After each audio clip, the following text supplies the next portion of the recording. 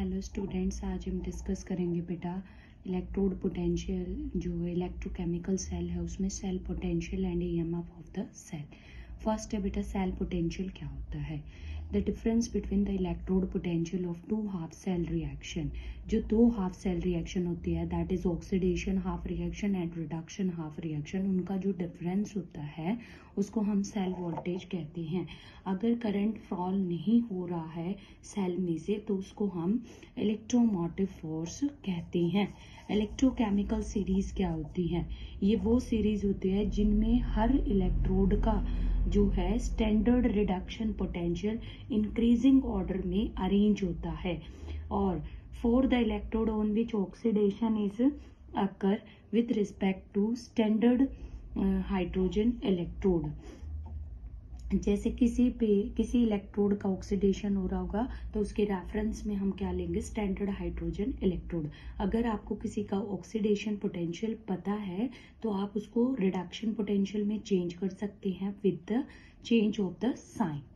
Next application क्या है? तो इलेक्ट्रोकेमिकल सीरीज जो है वो हमें बताती है कि हम जब वैल्यू पता चल जाती है हमें इलेक्ट्रोड पोटेंशियल की, तो किसकी ऑक्सीडाइजिंग पावर ज़्यादा है और किसकी रिड्यूसिंग पावर ज़्यादा है।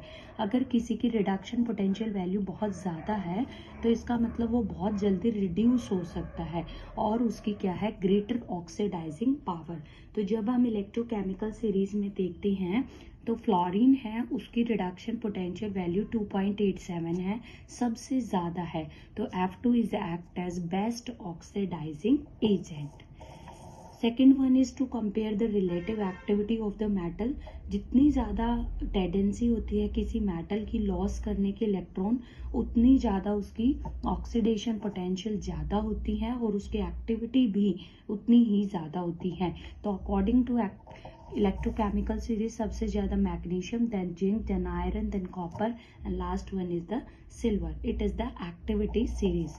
नेक्स्ट है to calculate the electrode EMF of the cell at the standard condition. हम कैसे निकाल सकते हैं? E naught cathode minus E naught anode, यानी कि जिसका रिडक्शन हुआ है उसकी पोटेंशियल वैल्यू माइनस जिसका ऑक्सीडेशन हुआ है। तो अगर हम इस फॉर्मूले में हम बेटा रिडक्शन पोटेंशियल वैल्यू प्लेस्ड करते हैं। नेक्स्ट है to predict the spontaneity of any redox reaction. Redox reaction की स्पॉन्टेनिटी भी हमें इसी जो है ईएमएफ वैल्यू से पता चलती है। अगर हमारी ई नोट वैल्यू पॉजिटिव है इसका मतलब हमारी रिएक्शन क्या है? स्पॉन्टेनियस है। अगर नेगेटिव है तो नॉन स्पॉन्टेनियस है।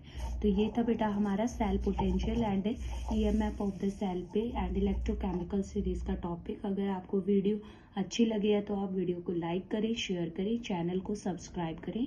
Thank you.